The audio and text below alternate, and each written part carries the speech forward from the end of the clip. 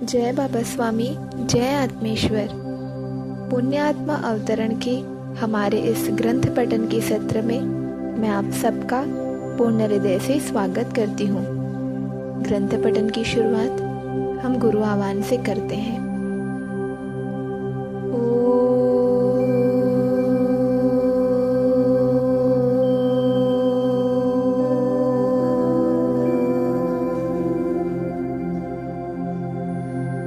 गुरुर्ब्रह्मा गुरुर्विष्णु गुरुर्देवो महेश्वरा गुरुर्साक्षात् परब्रह्म तस्मै श्री गुरवे तस्मै श्री गुरवे नमः। तस्मै श्री गुरवे नमः। ग्रंथ पठन की शुरुआत करते हैं।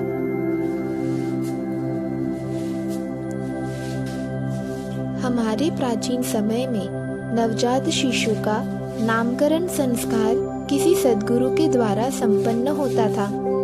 सद्गुरु उस बच्चे को कोई नाम देते थे और उस नाम देने के बहाने सद्गुरु का चित्त उस बालक पर आता था और उनके दिए गए नाम के साथ उनका आशीर्वाद होता था, जो आशीर्वाद जीवन भर उस बच्चे के साथ रहता था। जब एक अच्छी सामूहिकता का सानिध्य बच्चे को जन्म से मिल जाए तो वह बच्चा उस अच्छी सामूहिक शक्ति के संगत में सानिध्य में ही बड़ा होता था। वह सामूहिकता बच्चे को संतुलित करने में बड़ी सहायक होती थी।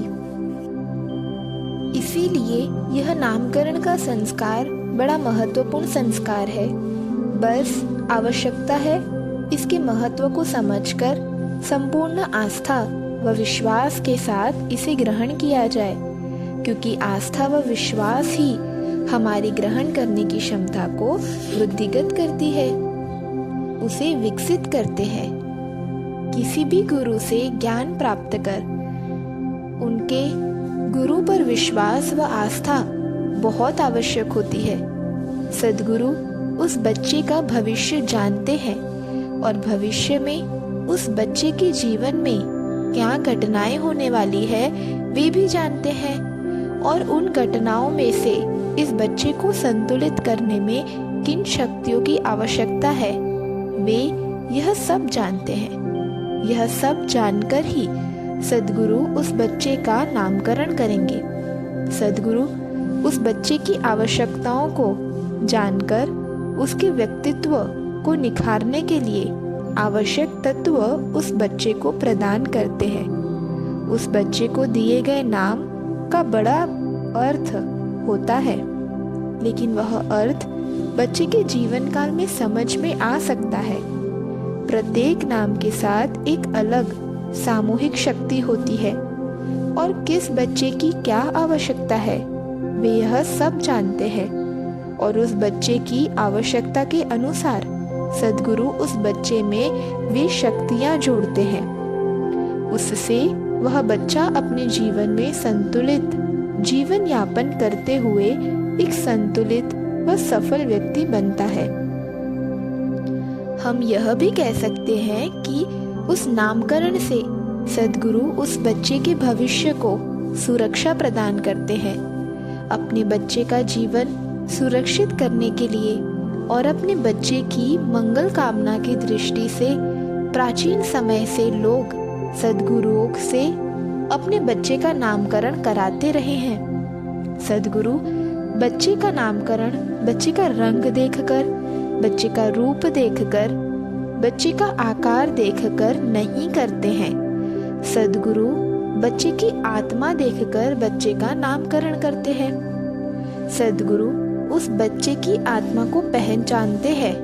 वह आत्मा किस स्तर की है, उस आत्मा के पिछले जन्म में कौन से कर्म थे, उन सब कर्मों का लेखा जोखा देखकर इस जन्म में उस आत्मा का क्या उद्देश्य है और उस आत्मा की कौन सी दिशा है, वह दिशा सद्गुरु जानते हैं। और जीवन में उस निश्चित दिशा में जीवन का प्रवास हो और इस जगत की माया जाल में भी वह आत्मा निर्मल बनी रहे और अपने जीवन के उद्देश्य को प्राप्त करे।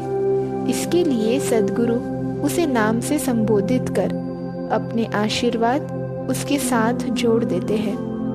प्रत्येक नाम के साथ एक आभा मंडल होता है और उस आभा मंडल को जानकर उसे उपयुक्त शरीर के साथ नाम के रूप में जोड़ना एक बहुत महत्वपूर्ण घटना है। प्रत्येक आत्मा के जीवन के उद्देश्य अलग अलग होते हैं और प्रत्येक नाम का आभा मंडल अलग अलग होता है। दोनों को जानकर, दोनों को पहचान कर, दोनों को उपयुक्त रूप से जोड़ना और उन्हें एकत्र कर जोड़कर फिर अपनी सामूहिक शक्ति उस बंधन में प्रवाहित करना, ऐसी त्रिवेणी संगम सद्गुरु द्वारा रखे गए नामकरण में होता है। नामकरण का संस्कार एक महत्वपूर्ण संस्कार होता है जो बालक के भविष्य का निर्धारण करता है, लेकिन लोग इसे देखा देखी कराते हैं पर इसके महत्व को और गहन अर्थ को नहीं समझते हैं। सद्गुरुओं के द्वारा इस प्रकार से नामकरण किए हुए बच्चे अपने जीवन काल में एक सफल और सक्षम व्यक्ति बने हैं। ये बच्चे केवल स्वयं की संतुलित नहीं रहे हुए, उन्होंने समाज को भी संतुलित करने का कार्य किया है।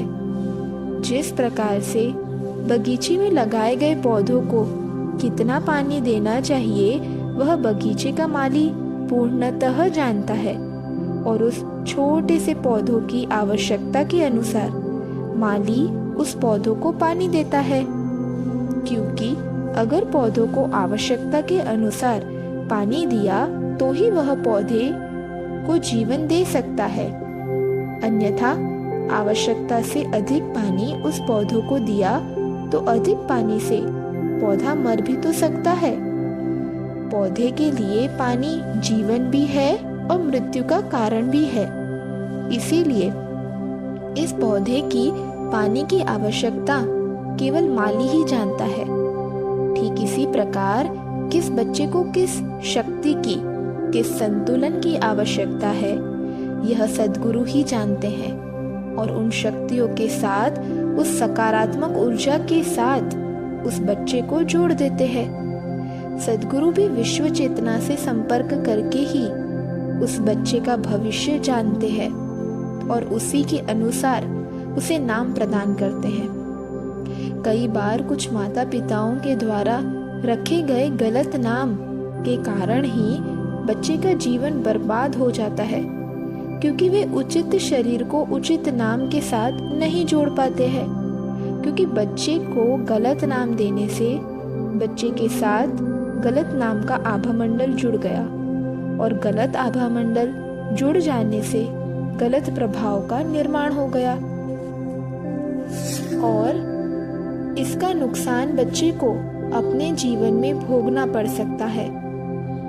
यानी बच्चे के नाम का प्रभाव भी बच्चे को बना व बिगड़ा सकता है।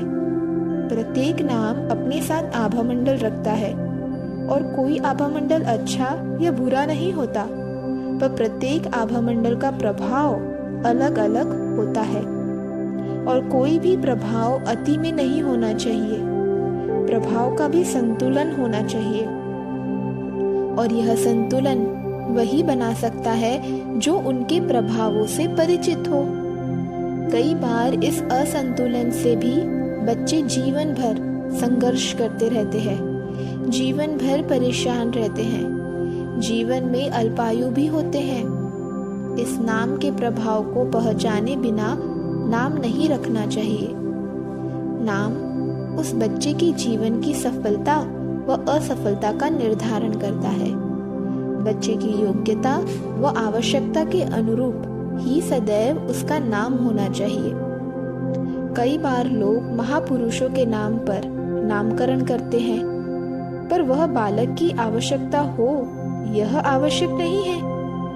बालक की आवश्यकता कुछ अलग भी हो सकती है, और जब सद्गुरु नामकरण करते हैं तो आवश्यकता के अनुसार नामकरण करते हैं और उस दिए गए नाम को माध्यम बनाकर अपनी शक्तियां संक्रमित करते हैं। सद्गुरु के पास सामूहिकता की विशाल शक्ति होती है।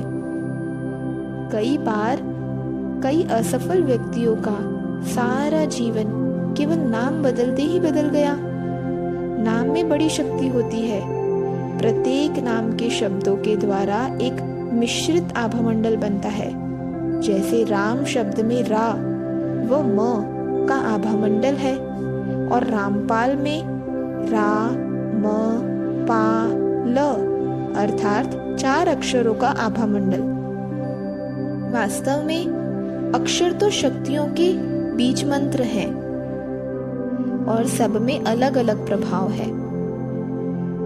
अपने बच्चों के लिए कौन सा प्रभाव आवश्यक है वह जानना आवश्यक होता है। उचित बच्चे के साथ जीवन में उचित प्रभाव को जोड़ने मात्र से ही बच्चे के जीवन में सफलता कदम चूमती है। ये सब बातें मैं तुम्हें इसीलिए समझा रहा हूँ क्योंकि मुझे तुम्हारा भविष्य दिखाई दे रहा है।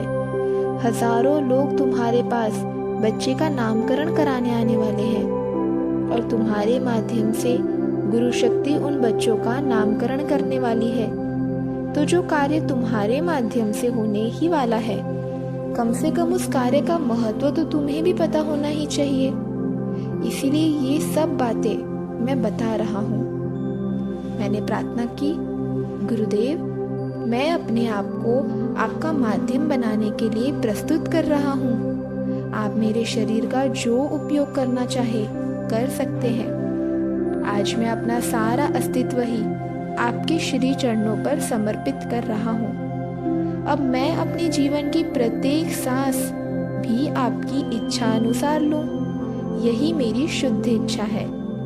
ऐसा कहकर मैंने उन्हें नमस्कार किया तो उन्होंने मुझे उठाया और मेरे कंधों पर हाथ रखकर बोले, तुम ही मेरे भविष्य हो। मैं तुम्हारे माध्यम से ही अब जीऊंगा। तुम नहीं जानते तुम्हारा हंडा कितना बड़ा है। तुम्हारे माध्यम से इस जगत में लाखों आत्माएं मोक्ष प्राप्त करने वाली हैं। तुम सामूहिकता में मोक्ष प्राप्ति का द्वार हो। तुम नहीं जानते तुम कौन हो और तुम्हें अपना भविष्य पाकर मैं धन्य हो गया।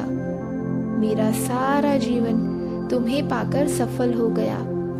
अब जीवन में कोई इच्छा ही नहीं रह गई। जीवन का उद्देश्य ही पूर्ण हो गया। बस अब आगे का जीवन तुम्हारे सानिध्य में जीऊंगा। मैं जीवन में किसी को मोक्षदान नहीं दे सका। इसका भी अब कोई गम नहीं है, क्योंकि मैंने तुम्हें पूर्णतः ज्ञान समर्पित कर दिया है। लाखों आत्माओं के मोक्षदाता का गुरु बन सका, यही मेरा सौभाग्य है। आज मेरा हृदय प्रेम से अभिभूत हो रहा है। आज मैं जीवन में तृप्त हो गया हूँ। आज मैं समझा मेरे गुरु ने मुझे सालों से इस स्थान पर क्यों बैठा कर रखा था, क्योंकि यहाँ तुम आने वाले थे। तुम्हारे मोक्षदान यज्ञ में शामिल होने का अवसर मुझे प्राप्त होने वाला था। सब मेरे गुरु जानते थे, पर मैं नहीं जानता था। मोक्षदान का एक महायज्ञ तुम्हारे माध्यम से आयोजित होने वाला है। उस महायज्ञ में एक आहुति डालने का स्वर्णिम अवसर मुझे प्राप्त हुआ, यह मेरा सौभाग्य है। मैं अवाक होकर गुरुदेव की बातें सुन रहा था। माध्यम, महायज्ञ, मोक्षदान, इन सब शब्दों के अर्थ मुझे समझ में नहीं आ रहे थे। मेरी स्थिति देखकर गुरुदेव ने कहा, यह सब भविष्य में दिख रहा है, यह सब भविष्य में होने वाला है। ये सब बातें तुम्हें कुछ समय बीत जाने के बाद ही समझ में आएंगी। चलो, अब काफी समय यहाँ हो गया। अब हम अपने कुटीर की ओर चलते हैं। और फिर हम वहां से चलने के लिए उठे। फिर उस बड़ी शिला की ओर मैंने देखा। वह एक सिंहासन जैसे ही प्रतीत हो रहा था और वहां की प्रकृति में वह सर्वोच्च शिखर था। मानो यहाँ सिंहासन पर बैठकर राजा आसपास के अपने राज्य को निहारता है, ऐसा वहां बैठकर लगता था। नीचे नदी बह रही थी। पहाड़ के उच्च शिखर पर बैठकर आसपास का नजारा दूर दूर तक देखा जा सकता था। आसपास भी इतना घना जंगल था कि कहीं खाली भूमि दिखती ही नहीं थी। सब जगह वृक्षों की चादर सी फैली थी। गुरुदेव ने मुझे लेकर पहाड़ी से उतरना प्रारंभ किया। हमें आधे रास्ते तक पहाड़ी से उतरना था और बाद में सामने वाली पहाड़ी की तरफ जाकर उस पहाड़ी पर चढ़ना था। हम हमारी कुटीर तक पहुंचे तब तक रात हो गई थी। बाद में मैंने गुरुदेव से कहा, गुरुदेव, हम पहाड़ पर से उतर जल्दी गए, चढ़ना ही कठिन था। गुरुदेव ने मुस्कुराते हुए कहा, अरे बाबा, जीवन की पहाड़ी पर भी उत्कर्ष और आत्मा की उत्क्रांति की ओर बढ़ना ही सदैव कठिन होता है। जीवन में चढ़ने के अवसर कम और गिरने के अवसर ही ज्यादा होते हैं और लोग जीवन में कौन कितना चढ़ा उस पर ध्यान नहीं देते, कौन कितना गिरा उधर ध्यान देते हैं। मानव समाज का यह नकारात्मक भाव सदैव होता है। हमें इससे दूर रहना चाहिए। फिर हम अपने कुटीर में चले गए। मैं इतना थक गया था कि लेटते ही नींद लग गई। सुबह जब पक्षियों की आवाजें आने लग गई थी तब नींद खुली। आज सुबह एकदम ताजगी व प्रसन्नता लग रही थी। कल की थकान बिल्कुल नहीं थी। मैंने देखा मेरे हाथों और पैरों के नाखून बहुत बढ़ गए हैं। उन्हें देखकर मैंने अंदाजा लगाया कि उस सामने वाली पहाड़ी पर, उस बड़े ओटले नुमा पत्थर पर मैं गुरुदेव के साथ काफी दिन रहा था। कितने दिन रहा यह पता नहीं था। ध्यान की अच्छी अवस्था में समय का पता ही नहीं चलता था। ना समय का पता चलता और न दिनों का पता चलता था। कब समय निकल गया पता ही नहीं चला। ऐसा ही जीवन में होता है। जीवन का अच्छा समय बड़ी जल्दी बीत जाता है। मैंने भोजन के लिए कुछ लाई पत्तों के बीज डाले थे। वे पौधे बनकर बड़े बड़े हो गए थे। ये पत्ते वहां पर उबालकर खाता था। वे पालक के पत्तों के समान होते थे, पर उनका आकार पालक के पत्तों से 4 गुना बड़ा होता था। यहाँ पर ये पत्ते ही मेरा मुख्य भोजन थे। इनके पौधों की छोटी छोटी क्यारियां बनाकर रखी थी और मैं बड़े हल्के हाथ से उनके विकसित पत्ते तोड़ा करता था। वे मुझे अच्छे लगते थे। उन पत्तों के बीच के डंठल मैं पक्षियों को खिलाता था। वे उस डंठल को बड़े चाव से खाते थे। वहां के पक्षी मेरे मित्र हो गए थे। एक काली चिड़िया थी जिसने मेरे सामने ही अंडे दिए थे। वह चिड़िया अपने दोनों बच्चों को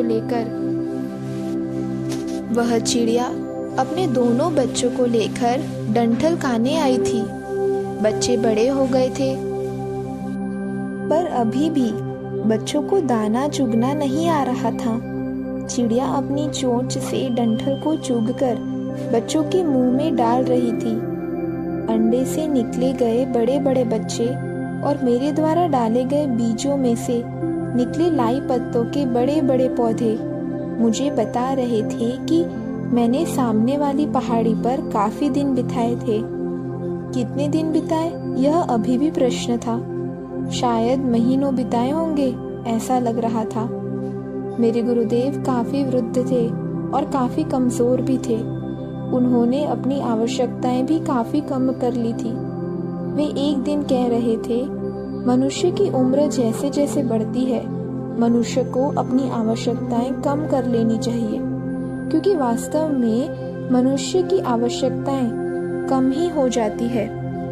मनुष्य को सब वस्तुओं की मोह माया से क्रमबद्ध तरीके से बाहर निकलना चाहिए, अन्यथा वृद्धावस्था में तकलीफ होती है। उम्र के बढ़ने के साथ ही आवश्यकताएं कम होनी चाहिए। अधिक आवश्यकताएं ही मन को अस्थिर करती है। मनुष्य को मृत्यु से डरना नहीं चाहिए, लेकिन मृत्यु एक सत्य है, इसे भूलना भी नहीं चाहिए। मृत्यु एक अवश्यंभावी घटना है और मृत्यु तो आनी ही है, यह ध्यान में रखना चाहिए। मृत्यु की याद मनुष्य को सदैव अच्छे कार्य करने के लिए प्रेरित करती है और बुरे कार्य करने से रोकती है। मृत्यु मनुष्य को लोक मोह से बचाती है और सब कुछ यही छूट जाएगा इसका ज्ञान भी तो कराती है। मृत्यु प्राणी मात्र को दिया गया एक वरदान है।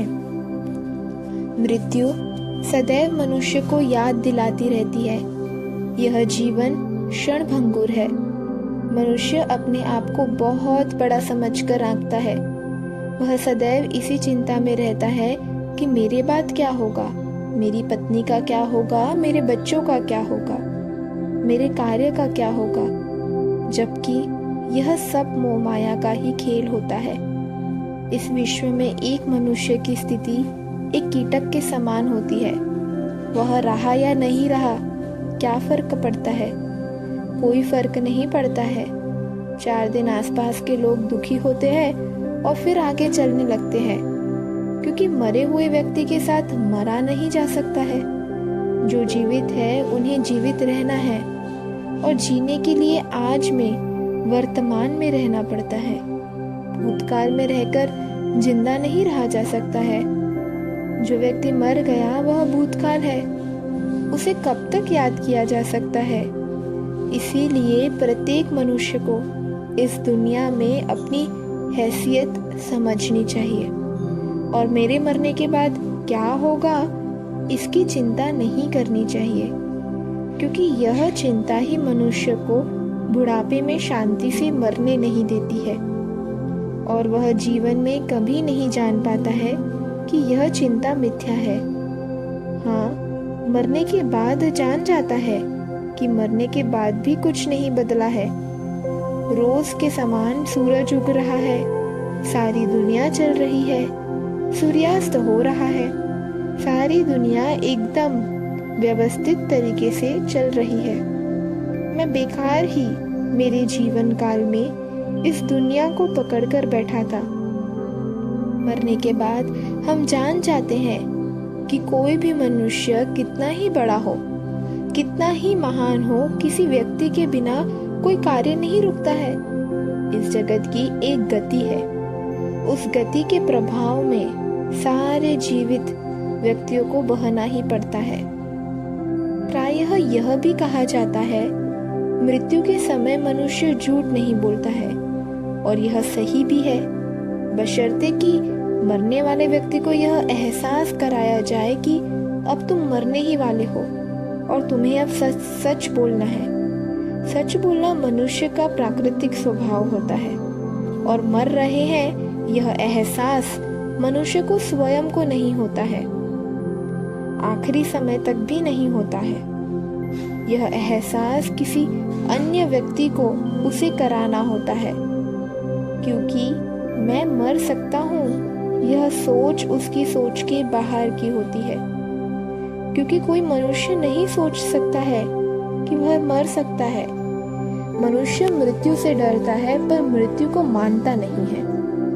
मृत्यु जीवन का सत्य है और यह एक प्राकृतिक घटना है। किसकी मृत्यु कब होने वाली है यह कोई नहीं जानता है। यह विषय ऐसा है कि मनुष्य को इसे परमात्मा पर छोड़ देना चाहिए। जब मरना है तब मरेंगे।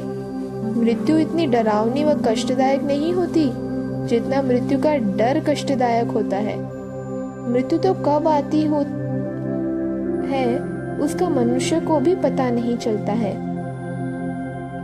आज मैं समझ गया।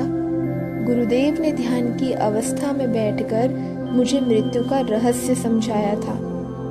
मैंने कई बार अनुभव किया था कि वे ध्यान में बैठे रहते थे और उनके आभा मंडल में मुझे जीवन के अलग अलग रहस्यों का ज्ञान होता रहता था।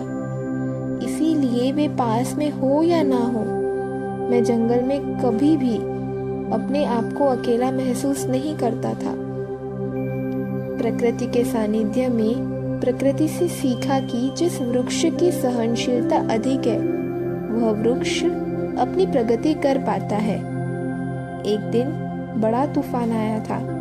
तब देखा बड़े बड़े वृक्ष उखड़ गए थे।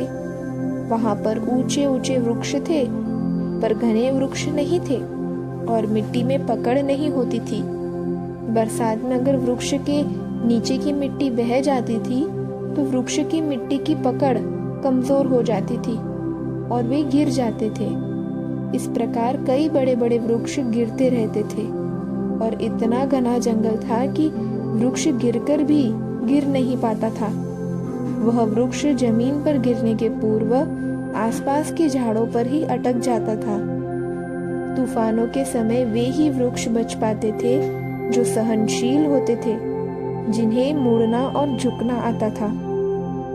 जंगल में वो वृक्ष टूटते कम थे, उखड़ते ज्यादा थे, क्योंकि मिट्टी ही बह जाती थी। मुझे लगा मनुष्य को अपनी उम्र के साथ साथ अपनी सहनशीलता बढ़ानी चाहिए, क्योंकि सहनशीलता की कमी असंतोष का कारण है। आज जगत में जो असंतोष बढ़ रहा है उसका एकमात्र कारण सहनशीलता की कमी है। आने वाले भविष्य में मनुष्य के सुखी जीवन का मुख्य आधार सहनशीलता ही होगी, क्योंकि इस सहनशीलता की कमी मनुष्य जगत में होने वाली है। आज के गति के जगत में सहनशीलता की कमी हो रही है। प्रकृति के सानिध्य में रहने वाले लोगों में बड़ी सहनशीलता व धैर्य पाया था।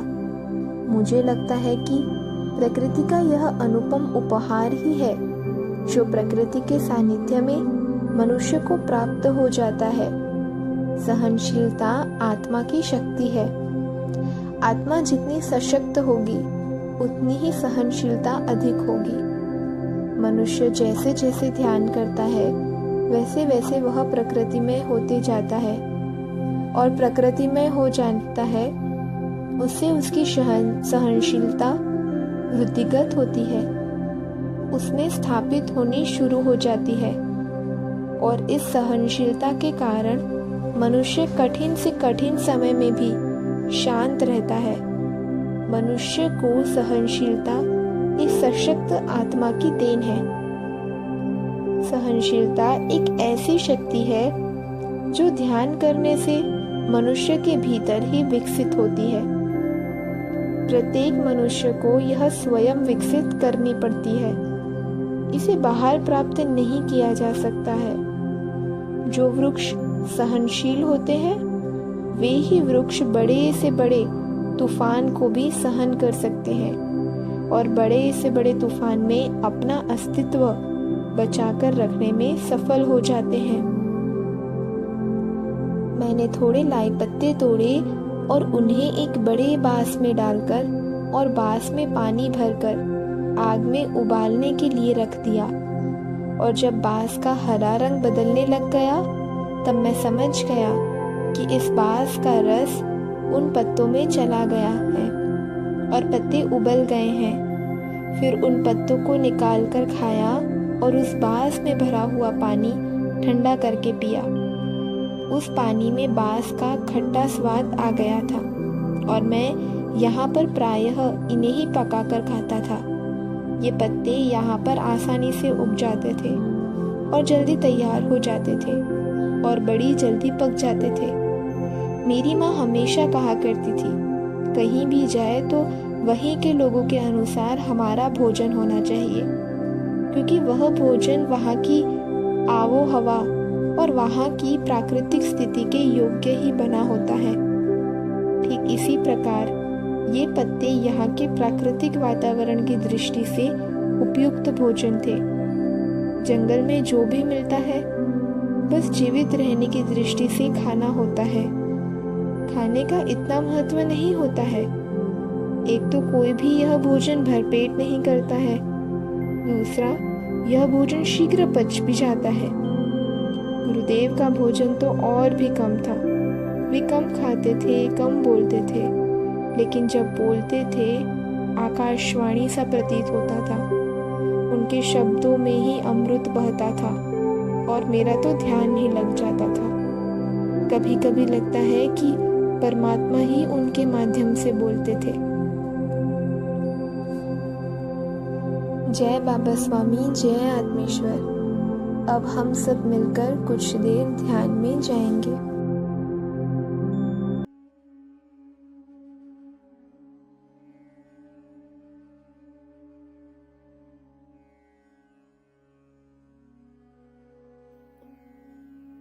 सभी पुण्यात्माओं को मेरा नमस्कार।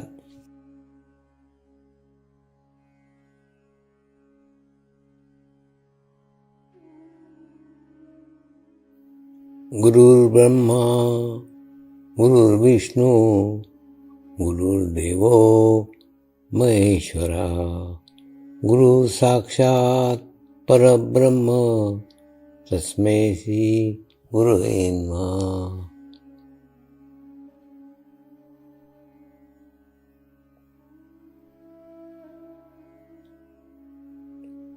ध्यान की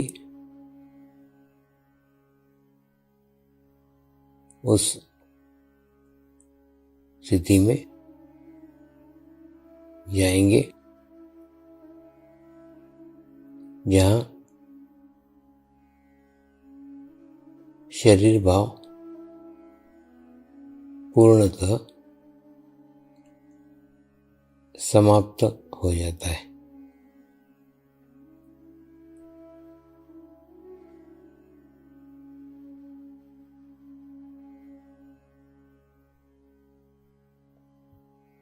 अपने पूरे शरीर को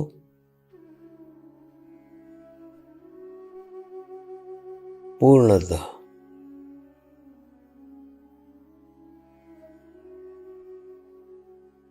शिथिल छोड़ देंगे, एकदम रिलैक्स हो जाइए।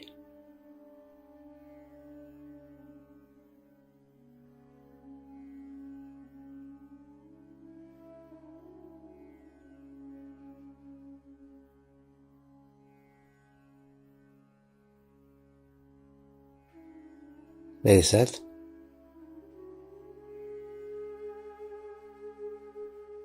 मंत्र का उच्चारण करेंगे।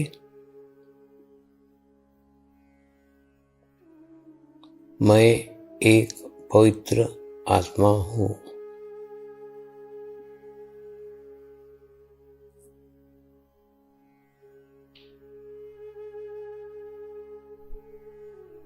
मैं एक शुद्ध आत्मा हूँ।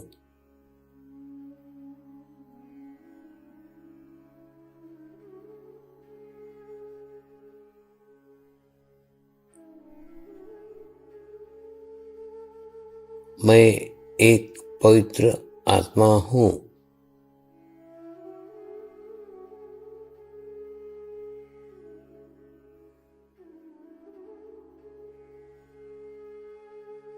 मैं एक शुद्ध आत्मा हूँ।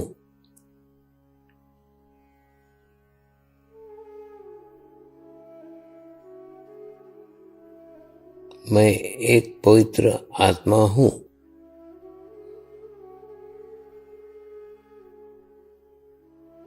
मैं एक शुद्ध आत्मा हूँ।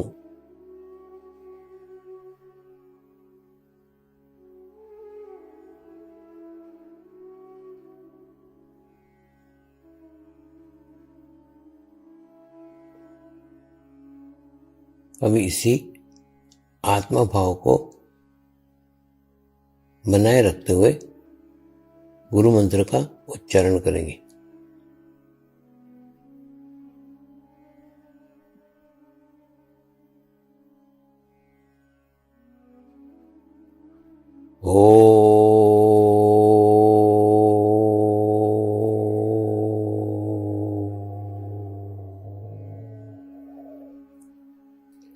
श्री शिवकृपानंद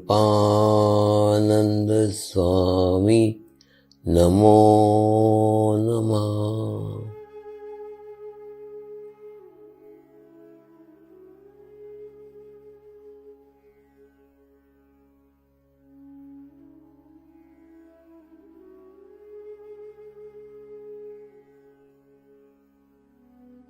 ओम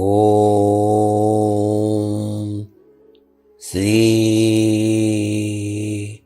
शिवकृपानंद स्वामी नमो नमः।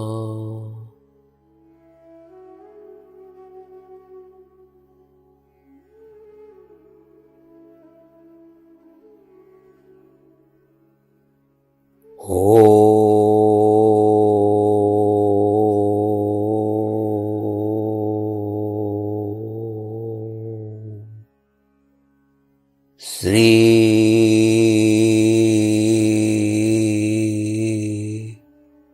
शिवकृपानंद स्वामी नमो नमः।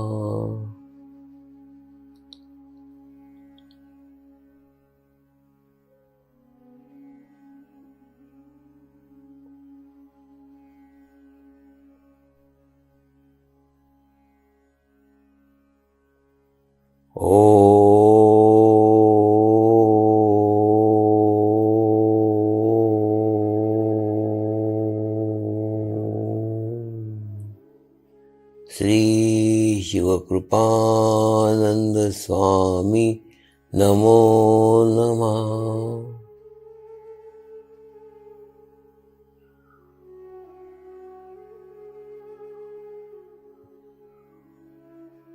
ओम श्री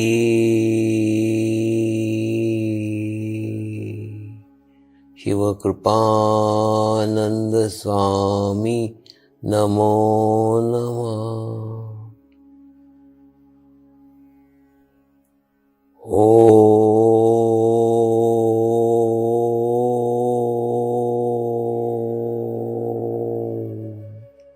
श्री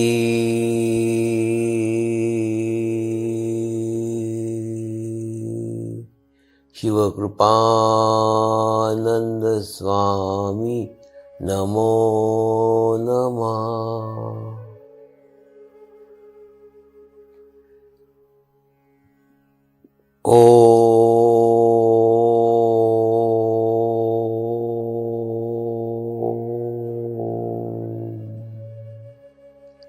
श्री शिवकृपानंद स्वामी नमो नमः।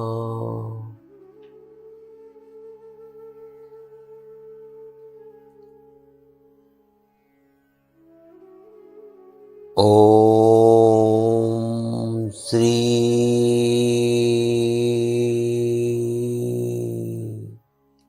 शिवकृपानंद स्वामी नमो नमः।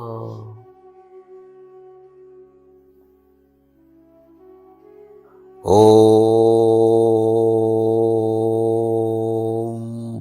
श्री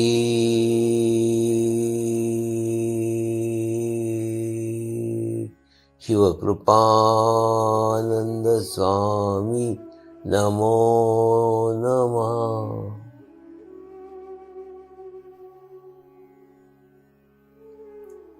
अब आप अपना चित्त सहस्त्रार पे रख के थोड़ी देर के लिए ध्यान में जाएंगे।